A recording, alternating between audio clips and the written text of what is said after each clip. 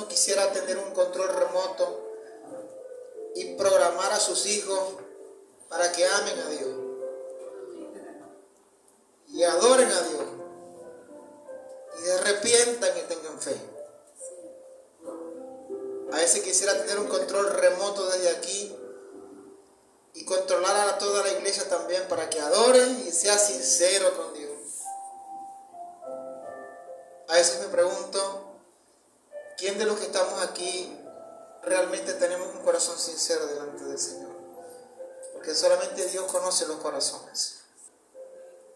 El tema de hoy lo he titulado La última semana. Acompáñame en una oración a Dios. Padre, en este día ponemos delante de ti cada uno de nuestros corazones. Te pedimos que tu Espíritu Santo pueda guiar nuestras vidas al entendimiento de tu palabra, Señor. Quita todo argumento, toda altivez, todo bloqueo mental que impida que nosotros podamos escucharte, porque tu palabra está revelada aquí en las Escrituras. Nosotros te podemos escuchar, podemos obedecerla, Dios. Guíanos en todo, Señor, en el nombre de Jesucristo. Amén y amén.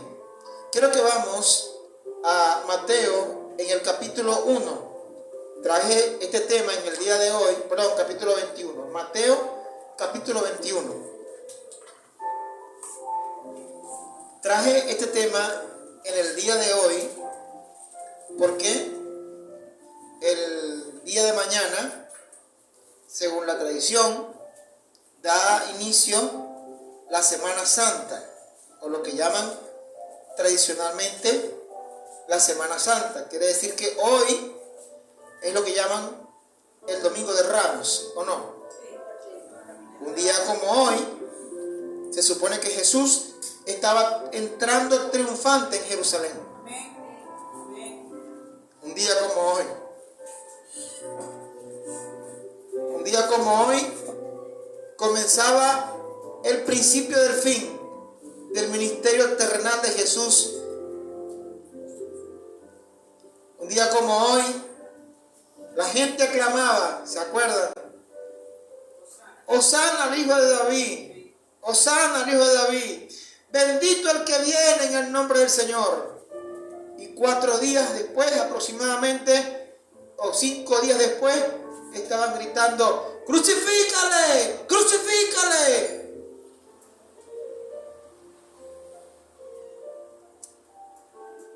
Así es el ser humano. No sabemos cómo van a responder. Hoy te dan un abrazo, mañana te traicionan como lo hizo Judas con Jesús. Con un beso entregas al maestro. ¿Cómo sería el dolor del maestro? Porque nadie puede traicionar a otro a menos que esté dentro de su círculo de confianza. Todo aquel que tiene la confianza y el amor de alguien tiene la potencialidad de traicionar, lo demás no. A veces me siento como Jeremías,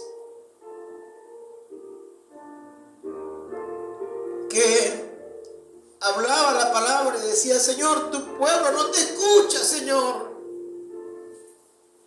No hace lo que tú quieres. O me siento como el mismo Señor cuando dijo, oh Jerusalén, si yo pudiera juntar a tus hijos como la gallina junta a sus polluelos, y no quisiste. ¿Cuántas veces el Señor a veces tiene que decirnos las mismas palabras y que realmente nuestro corazón pueda ser capaz de responder a Él con amor, con fidelidad y con toda adoración hacia nuestro Dios? Vamos a leer Mateo 21, el tema de hoy, la última semana.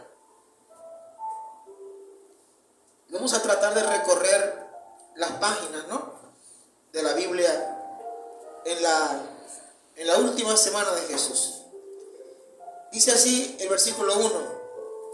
Cuando se acercaron a Jerusalén y vinieron a Betfagé, al monte de los olivos, Jesús envió 2 discípulos, diciéndoles: id a la aldea que está enfrente de vosotros, y luego hallaréis una asna atada y a un pollino con ella, desatadla y traédmelos. Y si alguien os dijere algo, decid: el Señor los necesita, y luego los enviará. Todo esto aconteció para que se cumpliese lo dicho por el profeta, cuando dijo: decid a la hija de Sión, he aquí tu rey viene a ti, manso y sentado sobre un asna, sobre un pollino, hijo de animal de carga.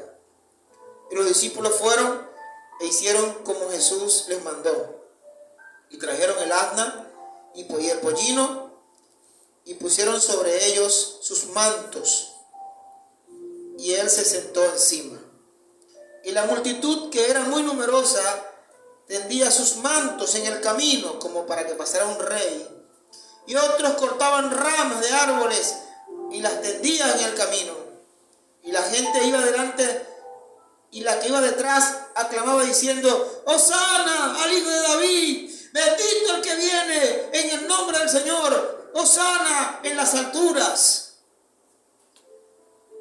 Cuando entró él en Jerusalén, toda la ciudad se conmovió diciendo: ¿quién es este? Y la gente decía: este es Jesús, el profeta de Nazaret de Galilea.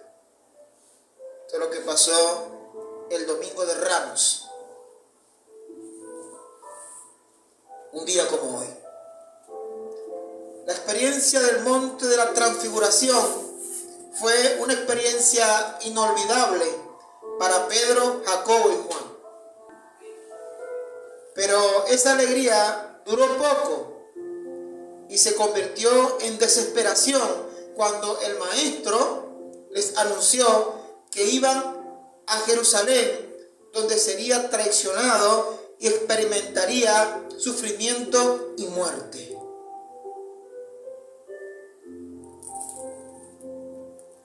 ¿Se acuerdan cuando Pedro le dijo: Señor, vamos a hacer aquí 3 enramadas, una para ti, una para Elías y una para Moisés?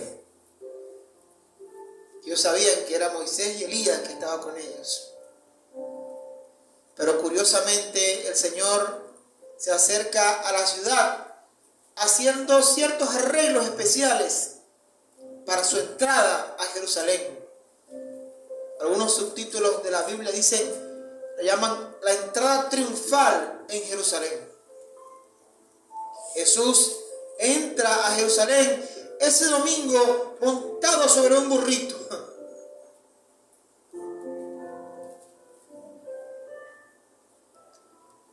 El maestro no venía en un carruaje, no venía con caballos, venía montado sobre un burrito. Algunos se reirían. Entra el Señor encima del burrito en cumplimiento de una profecía del Antiguo Testamento. Y ahí lo dice. Mira cómo dice el versículo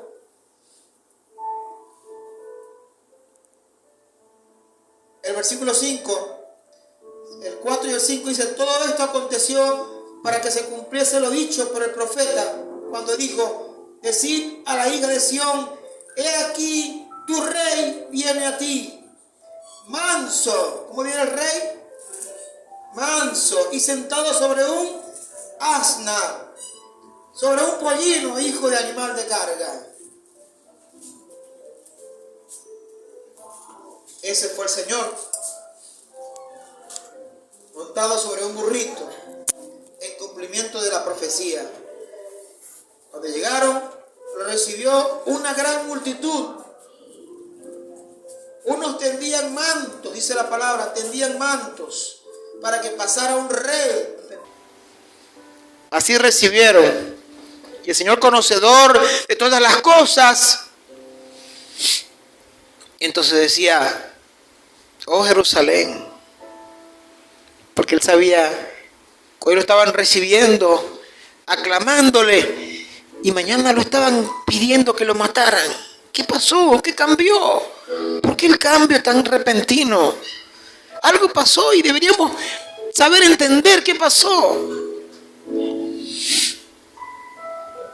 Entonces la gran multitud, que tendían mantos y tendían ramas y la colocaban en el camino.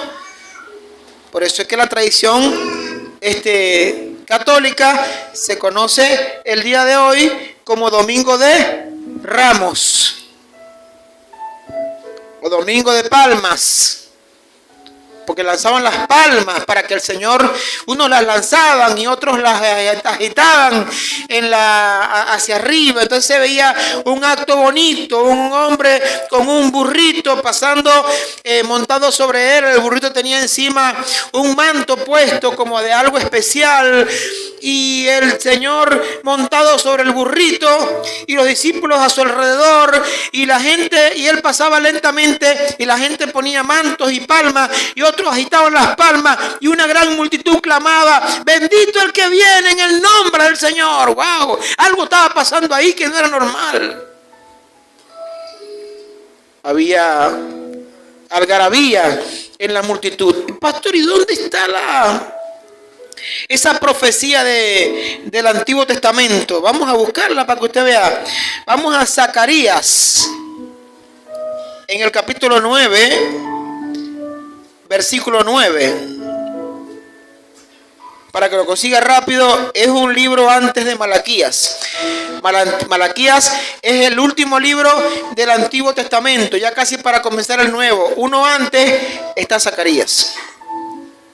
Zacarías capítulo 9, versículo 9, está la profecía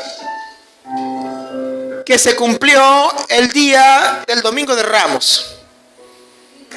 Cientos y cientos de años antes se había dicho esto del Señor, ¿verdad? Alégrate mucho, hija de Sión, da voces de júbilo, hija de Jerusalén. Y aquí tu rey vendrá a ti, justo y salvador, humilde, escuche, humilde, y cabalgando sobre un asno, sobre un pollino, hijo de asna. Se escribió cientos de años antes de que se cumpliera esta profecía, y aún así los judíos no lo entendieron. ¿Y cómo venía? Manso, dice Mateo, y Zacarías dice: tu rey viene humilde. Las multitudes gritaban: Hosana al hijo de David, bendito el que viene en el nombre del Señor. Toda la multitud se agitó y decía, algunos estaban claros de quién era, otros preguntaban: ¿quién es este? ¿Por qué hay tanta gente que lo recibe con tanta algarabía y le ponen palmas como si fuera un rey? Pero a la vez viene en un burrito, como en una condición mansa y humilde. ¿Quién es ese rey tan raro, tan extraño, que está entrando de esa manera a la ciudad como alguien importante que llega? Y la gente contestaba: este es el profeta Jesús de Nazaret, de Galilea. Ah, Jesús de Nazaret. El Señor entra a la ciudad como ese rey humilde, montado sobre un pollino. ¿Cómo era posible que una misma multitud que lo recibió como un rey el domingo, el viernes estaba gritando: ¡crucifícale! ¡Crucifícale! ¿Qué pasó? ¿Qué cambió?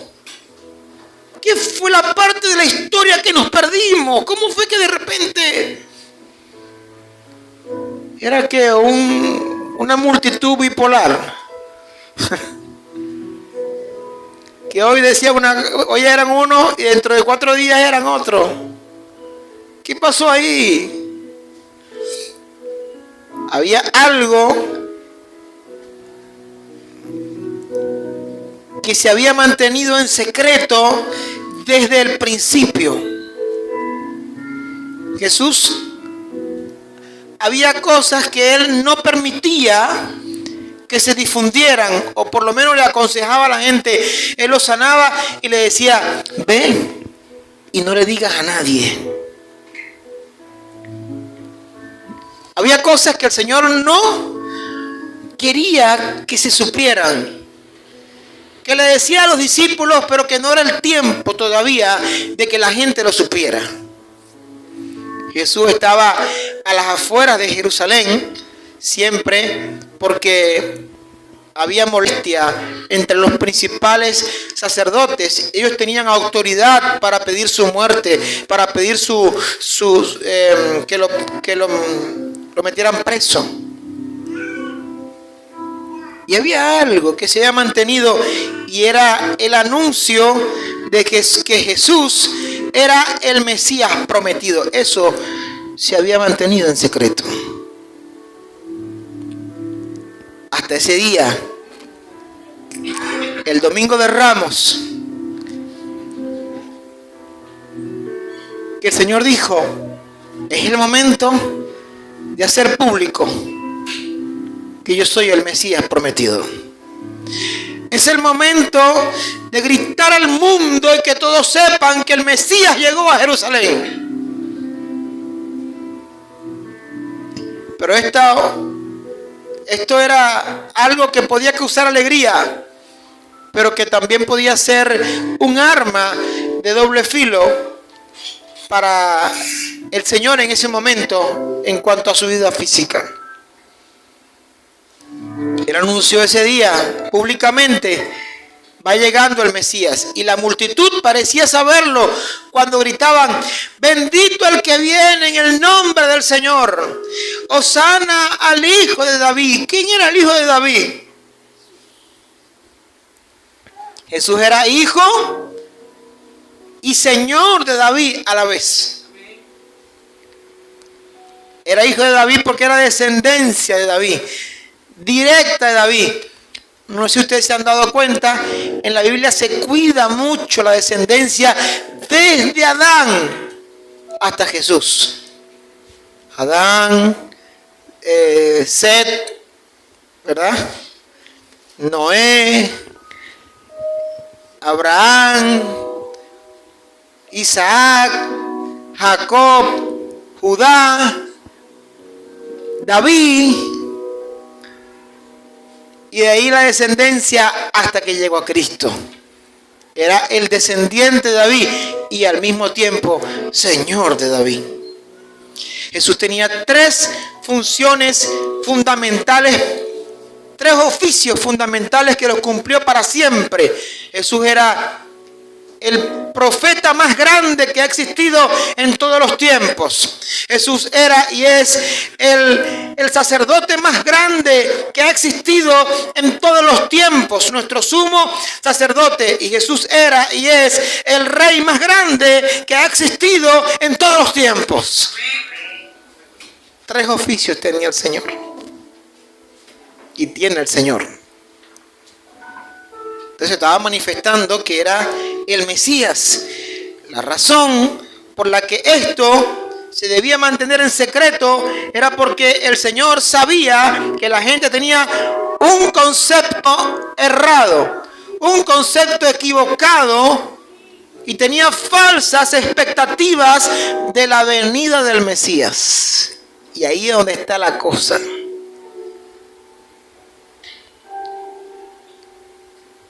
La gente recibe al Mesías con palmas y con mantos.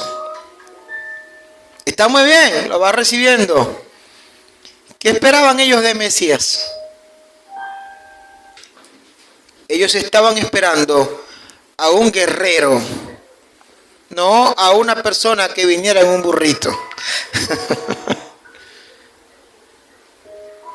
Ellos esperaban uno que viniera en un caballo blanco, galopando, con un ejército detrás, y decirle: apriétate bien los pantalones, César, porque aquí llegó el Mesías. Y vengo a libertar a mi pueblo. Ellos estaban equivocados del concepto que tenían de un rey. Chocó desde el momento que el Señor se monta en el burrito y dice: ¿cómo es que un Mesías viene en un burrito? ¿Cómo es que un Mesías es manso y humilde? Ellos esperaban un guerrero, un líder político militar que los liberaría del yugo romano. Un líder fuerte, un líder firme, como todavía lo están esperando que llegue. Él entra en Jerusalén como rey que asume la posición de un siervo para dar su vida en rescate por muchos. En el burrito. Esto era muy difícil de entender para ellos. De hecho, el Señor cambió por completo el estándar de grandeza. El que era grande tenía que ser el que sirve.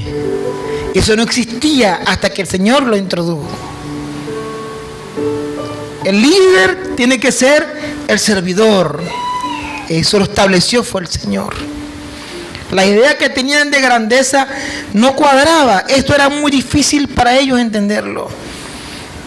Tenían una idea completamente materialista del Mesías.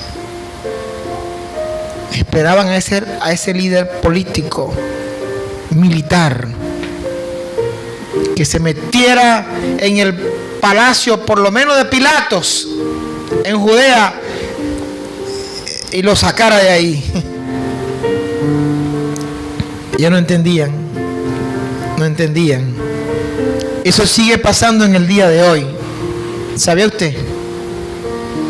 Sigue pasando. La gente tiende a poner lo terrenal y lo material por encima de lo espiritual y lo eterno. Esto sigue pasando en el día de hoy. Difundiendo un evangelio completamente materialista. Alimentando la codicia de la gente, presentando a un Jesús que supuestamente vino para que la gente pueda cumplir sus sueños, que en su mayoría son de carácter material y terrenal. Queremos lo material y lo terrenal. Queremos que Dios nos dé cosas. Ellos estaban confundidos con el Mesías. Aún en el día de hoy, la gente sigue confundida con el Mesías. Mis oídos, estos oídos que están aquí, han escuchado cosas, han escuchado barbaridades de la gente que predica el evangelio de la prosperidad, como la de que Jesús vino montado sobre un pollino que nunca había sido montado por nadie. No, el Señor se montó en un pollino nuevecito. Tú también tienes que montarte en un pollino nuevecito, o sea, en un carro del año, de la última generación. Bueno, tremenda interpretación, mira, exégesis bíblica. Tremenda exégesis, pues. Entonces dice: no, tenemos que andar en carro nuevo porque Jesús andaba en un pollino nuevo. Ni siquiera era de él. Bueno, al menos andaba un pollino prestado. Tenía que devolverlo cuando saliera de ahí. Y que si hubiera sido en este tiempo, el Señor hubiera entrado a Jerusalén en un Mercedes-Benz último modelo, en un Ferrari color rojo. Aquí estoy yo. Hubiese entrado el Señor con aires de grandeza. ¡Mentira! El Señor dice que se presentó a Jerusalén como un rey manso y humilde de corazón. Lo dijo Zacarías. Eso desvirtúa por completo la interpretación bíblica de esa profecía. Un pollino nuevo prestado. Ay, Dios. Es que dicen unas cosas. La entrada de Cristo sobre un pollino representa el carácter sufriente del Mesías. No puede cuadrar con eso del carro nuevo jamás y nunca. El carácter sufriente del Mesías. Un rey que asume la posición de siervo. ¿Por qué quiere? Tremendo, ¿no? Por eso no llegó a Jerusalén montado en un caballo blanco, galopando. Tampoco llegó en un carruaje y con unas personas que no, tampoco llegó así. Los discípulos iban caminando, iban a pie, y el maestro en el burrito. Un rey más grande que todos los reyes que han existido en el mundo, y se presenta y asume una posición de siervo porque él quiere. Tremendo, ¿no? Un ejemplo.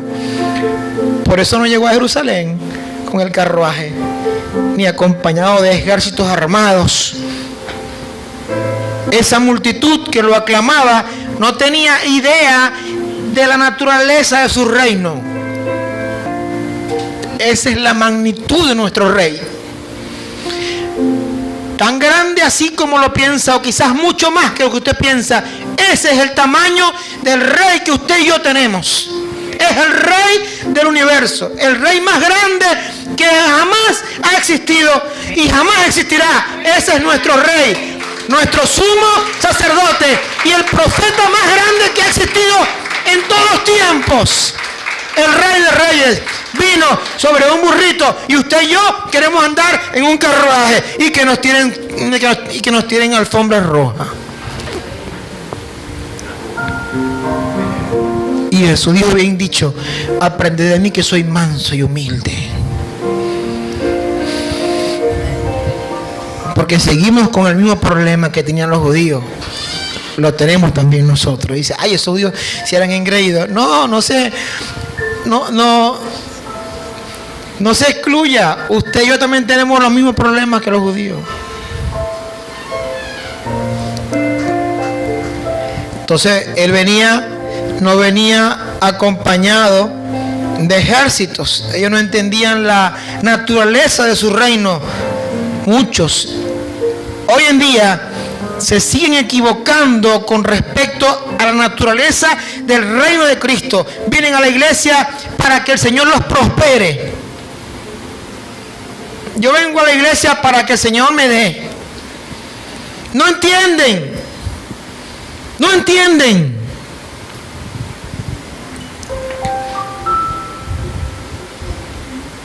Para que el Señor los prospere.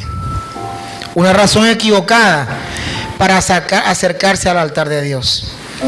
Y vienen así porque alguien los invitó mal. ¿Se dan cuenta? Vienen así porque alguien los invitó mal y les dijo: te invito a la iglesia para que te vaya bien. Esa es una mala invitación a la iglesia. Te invito a la iglesia para que te vaya bien. Mira cómo me ha ido a mí bien. ¿Te das cuenta que Dios es real? Cuando llegué a la iglesia, yo no tenía carro y tenía un pantaloncito nada más. Mírame ahora, tengo carro, y mira cómo el Señor me ha bendecido. Él también puede hacer lo mismo contigo, y si lo buscas de todo corazón. Y la gente dice: bueno, si él también tiene una camioneta y tiene eso, yo también quiero. Yo voy a la iglesia entonces para ver qué consigo allá. Y vienen a la iglesia por la razón equivocada. ¿Cuántos me están comprendiendo? Entonces vienen para que Dios le dé. Claro, cuando pasa el tiempo y Dios no les da, entonces dice, yo no entiendo, yo diezmo y ofrendo y soy fiel a Dios y yo veo que estoy igual. Yo no entiendo. En algo tiene razón, no entiende. No entiende ni una papa del evangelio. Y si yo sigo igual, entonces yo me pregunto, ¿para qué sigo yendo a la iglesia? Mis oídos han escuchado esas barbaridades. Y tú haces ir a la iglesia para que Dios te dé. Viniste al lugar equivocado. Tenías que haber ido, no sé, para una corporación financiera, para que te vuelvas rico. Aquí no. Aquí el Señor te quita hasta el orgullo. Te vuelve nada. Y para que tengas todo por basura a fin de ganar a Cristo. Así dice Pablo. Entonces la gente llega con una expectativa incorrecta, lo mismo que le pasó a los judíos. Bendito el que viene en el nombre del Señor, Hosana al hijo de David. Y cuando se dan cuenta, tremenda decepción. Crucifícale, crucifícale. No es lo mismo que hacemos nosotros. La historia se sigue repitiendo. Vienen a la iglesia, bendito el que viene en el nombre del Señor. Más adelante está, crucifícale. Yo tengo tiempo en la iglesia, ay, ¿qué gano yo? Nada, que gano nada. Tú no vienes aquí a ganar nada, tú vienes a entregarlo todo. Y eso, muchas veces se decepcionan así, como el pueblo de Israel se decepcionó. El reino de Cristo va mucho más allá de lo material y lo terrenal, ¿o no? Si alguien me preguntara ¿de qué se trata el evangelio? A mí me gustaría decirle, el evangelio es la cruz. El evangelio es morir. El evangelio es renunciar a todo. El evangelio no es comprarme un carro 0 kilómetros, no. El evangelio no es que me vaya mejor, no. El evangelio no es conseguirme una mujer más bonita. El evangelio no es que me aumenten el salario, no. No estamos acá a ver qué me va a dar el evangelio como si Jesús fuera el genio de la lámpara. Por el contrario, Él te dice, no te ofrezco la realización de tus sueños. Lo que te ofrezco es salvarte del infierno eterno si te arrepientes de todo corazón. Eso te ofrezco. Si me buscas de corazón y te arrepientes, no te vas a perder. Por eso cuando hablamos de Jesús, cuando hablamos de Jesús, todos nos quieren, todos nos aman. Pero cuando actuamos como Jesús, entonces todos nos odian. Porque hablar es bonito. Cualquiera habla, bla, bla, bla, bla. Aquí en la adoración lloramos, nos conmovemos. Ahora falta ver cómo somos en el día a día. Y no estoy diciendo que de derramarse ante Dios sea malo. Bueno, no lo puede hacer, pero debe concordar con tu manera de vivir. Así que hablar de Jesús, todos nos quieren. Actuar como Jesús, todos nos odian. Él dijo cosas como, por ejemplo, ustedes no piensen que he venido a traer paz a la tierra. Yo no vine a traer paz a la tierra, sino espada. Es que cuando un judío se convertía al evangelio, lo primero que ocurría era que lo botaban de su casa. Y la familia no lo quería más nunca. Y hasta lo perseguían para matarlo. Entonces cuando alguien se convertía, lo que menos tenía era paz, sino persecución. Lo podemos leer. Lo podemos leer acá en Mateo capítulo 10. Mateo 10, 34 al 39. Dice la palabra de Dios: no penséis que he venido para traer paz a la tierra. No he venido para traer paz, sino espada. Porque he venido para poner en disensión al hombre contra su padre, y a la hija contra su madre, y a la nuera contra su suegra. Bueno, eso siempre ha pasado. Y los enemigos del hombre serán los de su casa.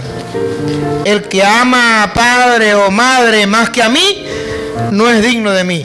El que ama a hijo o hija más que a mí, no es digno de mí.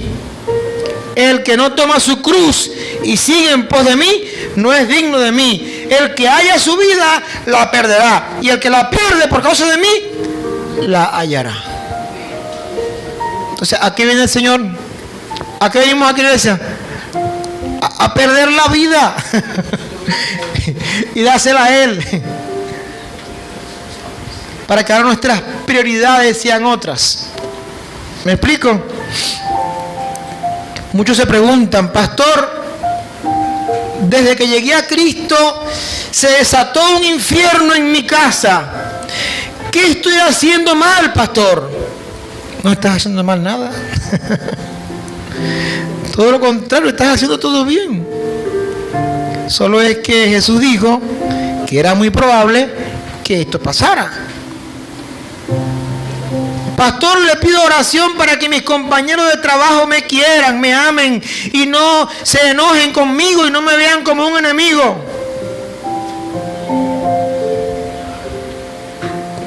Que no se pongan en contra de mí. Yo no les he hecho nada a ellos, pastor. El problema es que tú les estorbas en su entorno de trabajo. Porque cuando ellos quieren marañar o quieren hacer algo indebido, tú te niegas. Entonces eso les molesta a ellos, no te quieren ahí. Si los creyentes estuvieran caminando en integridad, de verdad, cueste lo que cueste, las empresas por todos lados estarían buscando empleados cristianos para ponerlos al frente por causa de su honestidad y transparencia. Pero lamentablemente no es así. Y los evangélicos se corrompen, se tragan los semáforos, se roban el internet, marean en el trabajo y no viven una vida de integridad como deberían vivir. No todos, por supuesto, siempre hay sus excepciones, pero estoy casi seguro de que son menos los que se hacen las cosas bien y más los que hacen las cosas mal. Yo creo que si Cristo predicara hoy en día en la iglesia, muchos dirían que el Señor es un pésimo predicador. Así dirían. No les gustaría. De acuerdo con los estándares de lo que los creyentes hoy en día consideran como un buen predicador, dirían: si quieres puedes seguirme, diría Jesús, pero no te ofrezco nada. De hecho, yo mismo no tengo dónde dormir. Eso no fue lo que le dijo él al discípulo que le preguntó: te seguiré, Señor. Vamos a buscarlo. Lucas capítulo 9.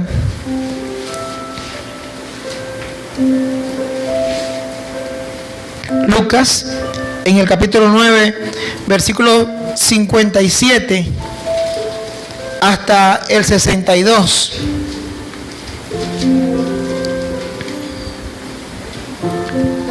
Dice Lucas 9, 57 al 62. ¿Lo tiene?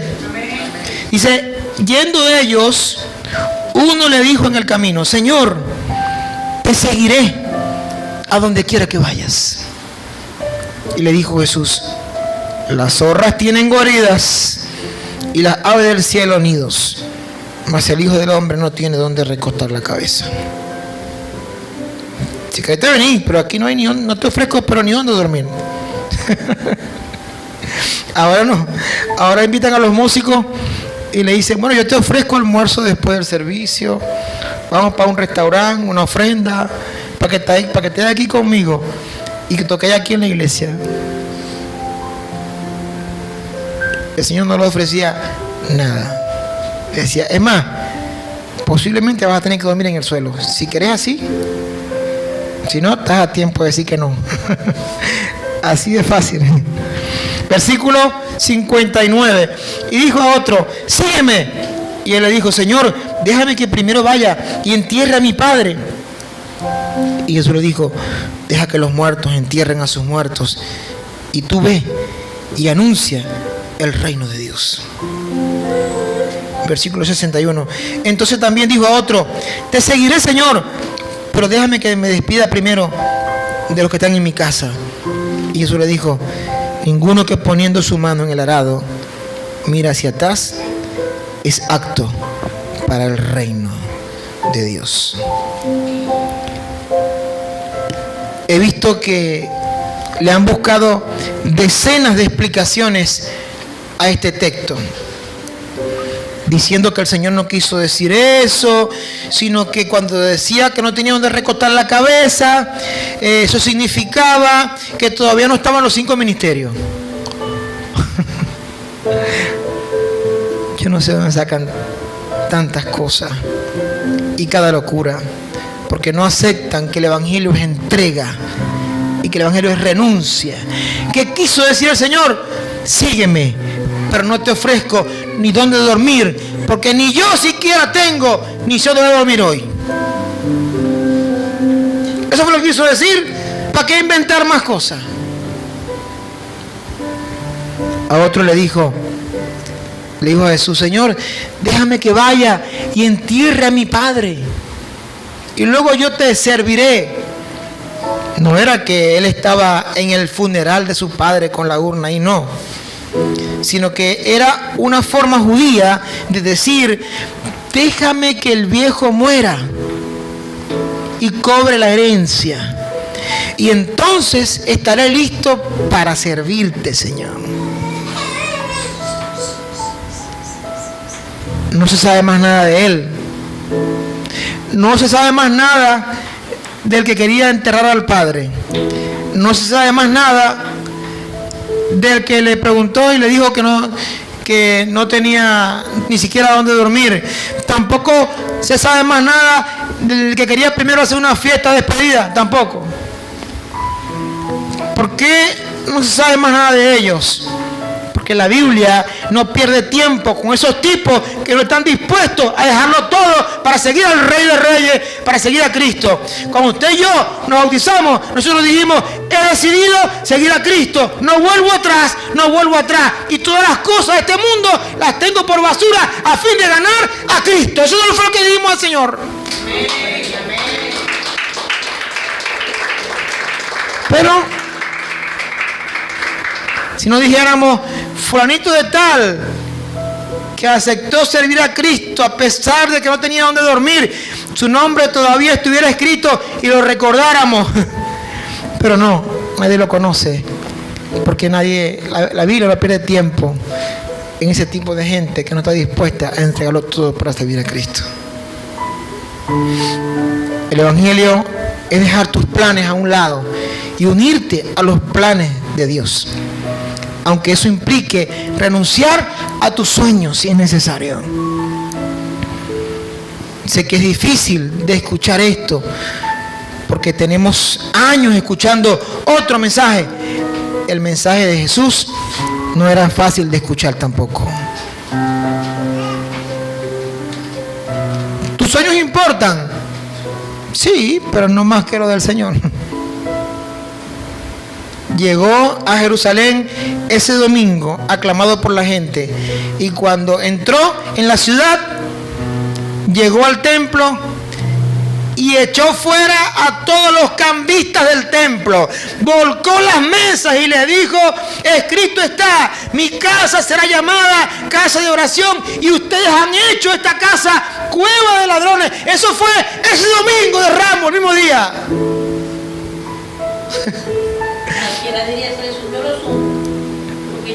Porque llegó aclamado y llegó al templo. Y cuando vio el poco de mercadería, dijo: ay, no, ¿a quién me gusta esto? Y empezó a tumbar todo. Entonces la gente se fue decepcionando de un Mesías que no les apoyaba en sus ¿cómo era la palabra? En sus patrañas, en sus cosas que no agradaban a Dios. En esa misma semana pasa de nuevo por el templo, después que tumbó las mesas y todo eso. Ellos se fueron a dormir. El domingo en la noche Jesús no durmió en Jerusalén. Se fueron a la casa de Lázaro a dormir allá. Y temprano en la mañana se devolvieron el lunes temprano en la mañana otra vez para el templo. Y en el camino fue cuando se consiguió la higuera estéril, la que no tenía fruto. Y entonces se fue al templo otra vez y le dio un pequeño discurso a los fariseos. Que no es fácil oír a ese predicador, hermano. Ese predicador Jesús no es nada fácil. En ese contexto se desarrolló la última semana de Jesús. En esa misma semana entonces fue y al templo otra vez y se dirigió a los fariseos con uno de sus sermones más fuertes, usando palabras duras contra los fariseos y difíciles de escuchar, y le dijo: ustedes fariseos y escribas son unos hipócritas. Ustedes son como sepulcros que están bonitos por fuera, que por dentro están llenos de huesos de muertos, le dijo. Les gusta que los saluden en las calles, les gusta que le den los primeros asientos. Eso lo hizo Jesús. Lo está registrado en Mateo 23, todo el capítulo 23 lo puede leer, pero del 13 al 33 usted encuentra más cercano las palabras que el Señor dijo, pero no lo voy a leer por cuestión del tiempo. En ese contexto se desarrolló la última semana de Jesús en la tierra y la gente se fue decepcionando de un predicador que les confrontaba con su pecado. A pocas horas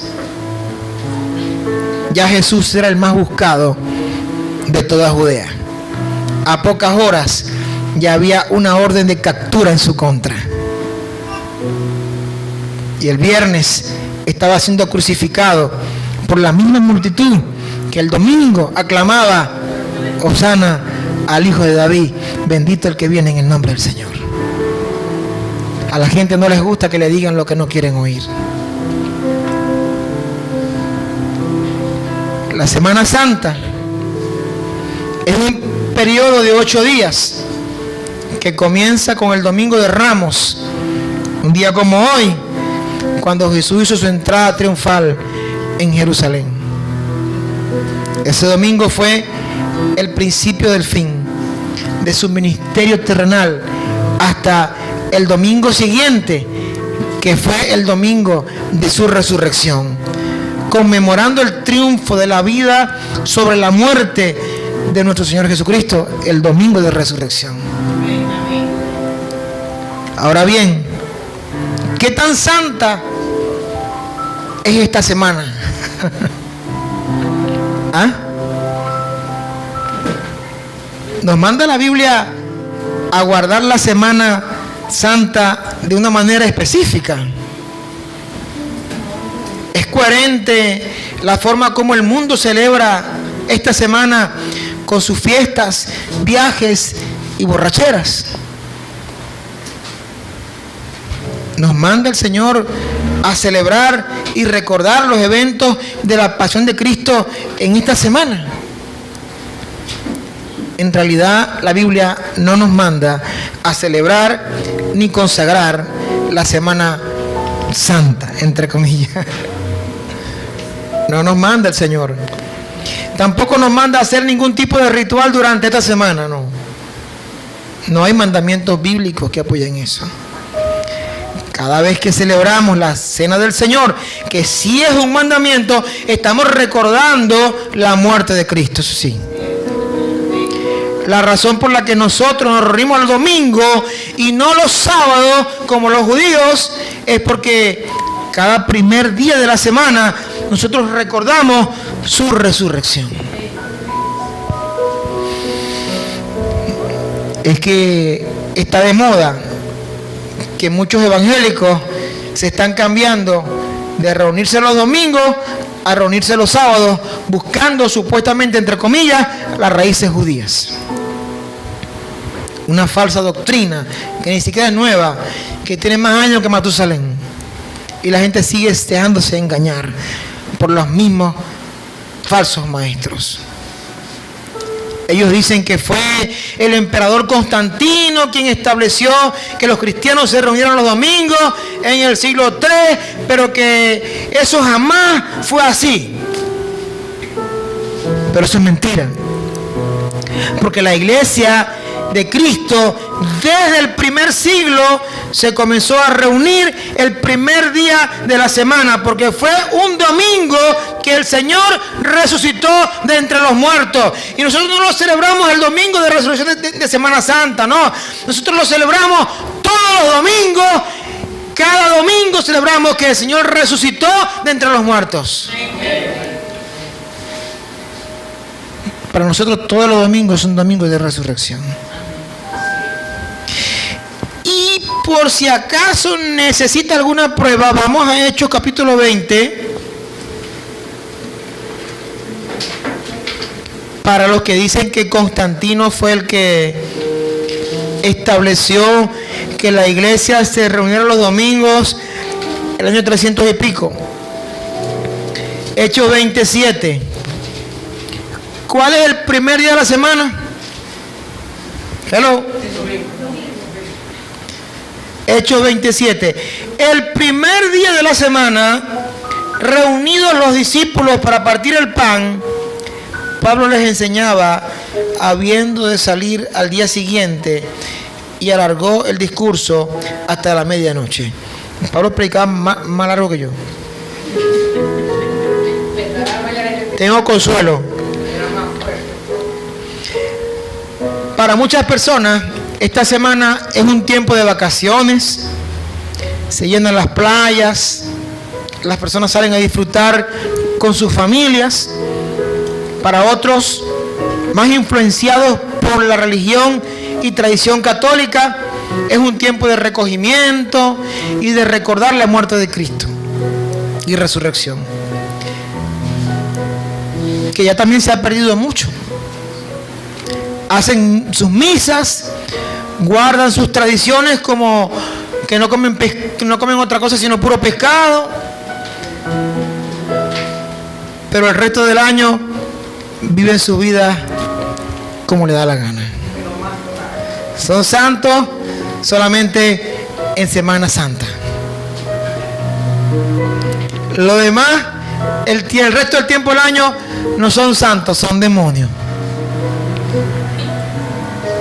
Pero se vuelven santos el domingo de Ramos y se quitan el disfraz de santo el domingo de resurrección en la noche, para volverse demonio el lunes después del otro día. Para la mayoría de las personas, este es un tiempo de vacaciones. Y no solo eso, sino que son unas vacaciones que tienen muy poco de santas en realidad. Vaya por una playa en Semana Santa y se da cuenta que no es tan santa la semana, como dicen. Vemos las estadísticas después de la Semana Santa, entre comillas, cómo aumentan los accidentes de tránsito por el abuso de bebidas alcohólicas. Así que curiosamente, muchos celebran la Semana Santa en una forma pecaminosa, muy lejos de Dios, y que lo que menos tiene es de santa. Así es. Así que la Semana Santa no es tan santa como parece, ¿o no es así? Sin embargo, muchas iglesias sanas toman ventaja de este tiempo y aprovechan para compartir como iglesia. Hacen retiros espirituales, eso no está mal. Toman esta semana para compartir el Evangelio y hablan de la muerte y resurrección de Cristo. No hay problema con eso.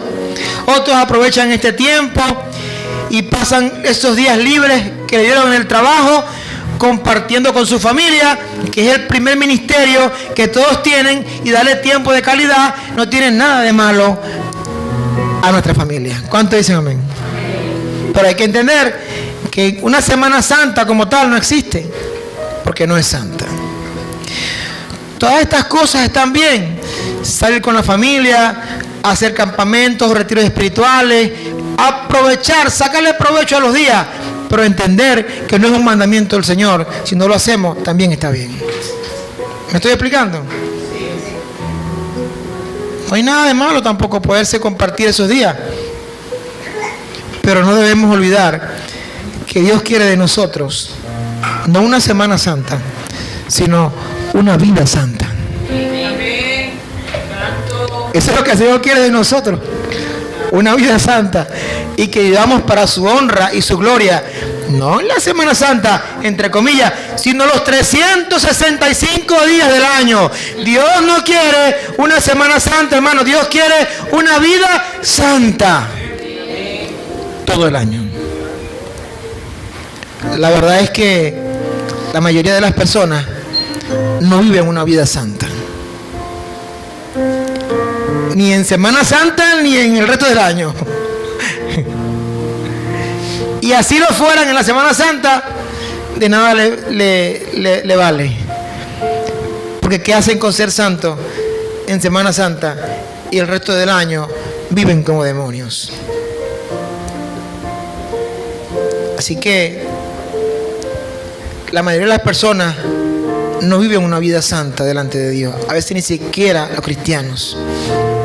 Es tan terrible tomar esta semana como un tiempo de vacaciones pecaminosas, como muchos lo hacen, como tratar de calmar nuestras conciencias practicando ciertos rituales religiosos, como pagar penitencia, que si recorrer un camino de rodillas, y el resto del año como le da la gana, sin arrepentimiento y sin fe. ¿De qué le vale? Hermanos queridos, el Señor no quiere una Semana Santa. Él quiere de nosotros una vida santa. Amén y amén y amén.